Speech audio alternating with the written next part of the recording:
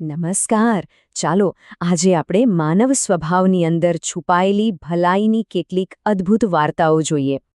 તો આજે આખું વિશ્લેષણ છે ને એ પંડિત શ્રી રામ શર્મા આચાર્યજીના એક ખૂબ જ પ્રેરણાદાયક હિન્દી પુસ્તક બુરાઈઓ કે અંધકાર મેં અચ્છાઈઓ કી કિરણે પર આધારિત છે. આ વાર્તાઓ આપણને માણસાઈના ઊંડાણમાં લઈ જશે. ક્યારે વિચાર્યું છે કે શું કોઈનો છેલ્લો શ્વાસ પણ એક શીખ બની શકે? કે પછી કોઈ ગુનેગારની કબૂલાત એ આપણા માટે પ્રેરણા બની શકે? આ પુસ્તકની વાર્તાઓ બસ આવા જ કેટલાક ઊંડા સવાલો ઊભા કરે છે. તો ચાલો અને જરા નજીકથી સમજીએ. તો આજના આ વિશ્લેષણમાં આપણે મુખ્યત્વે 3 કમાલની વાર્તાઓ પર નજર કરીશું.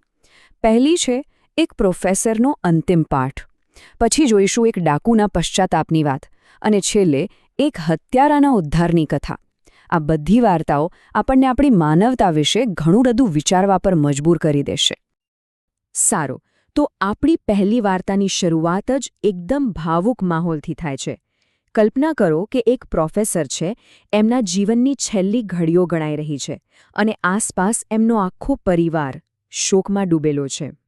એક તરફ ડોક્ટરો એમને બચાવવા માટે બનતા બધા જ પ્રયત્નો કરી રહ્યા હતા, પણ પ્રોફેસરે પોતાની છેલ્લી ક્ષણોનો ઉપયોગ અલવિદા કહેવા માટે ન કર્યો. ના, એમણે તો એક ખૂબ જ મહત્વની સૂચના આપી. અને જ્યારે પરિવારે એમની વસિયત વાંચીને તો બધા જ ચોંકી ગયા. પ્રોફેસરની ઈચ્છા એવી હતી કે એમના શરીરને બાળવામાં ન આવે, બલકે એમનું જે હાડપિંજર છે એ એમની સંસ્થાને દાનમાં આપી દેવામાં આવે. હવે આની પાછળનું કારણ એ તો એનાથી પણ વધારે પ્રેરણાદાયક છે. જુઓ, એમણે પોતાની જિંદગીના 30 વર્ષ એ યુનિવર્સિટીને આપ્યા હતા.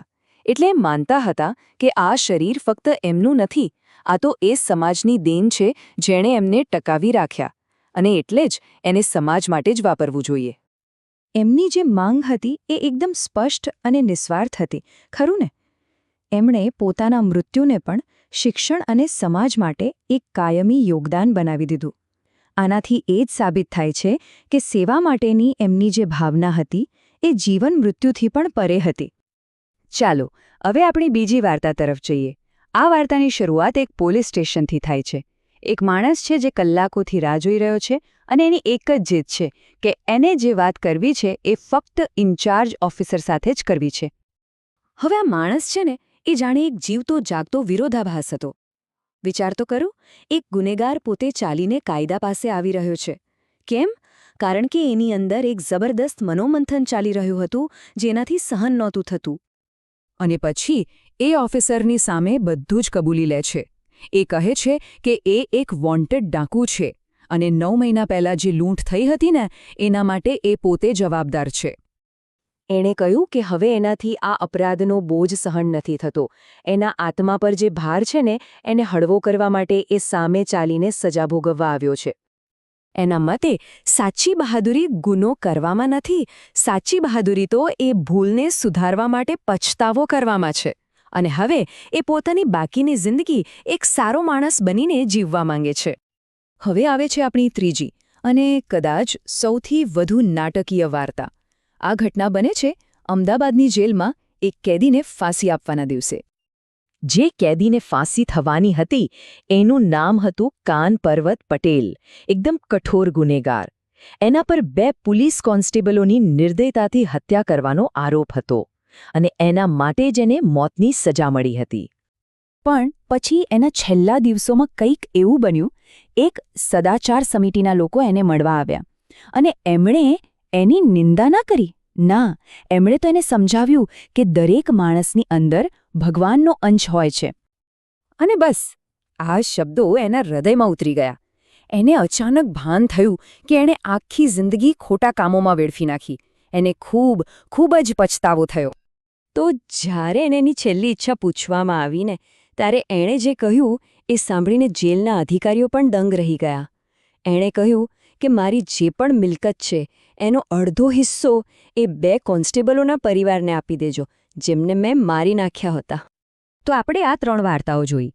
ત્રણે એકબીજાથી કેટલી અલગ છે, બરાબર?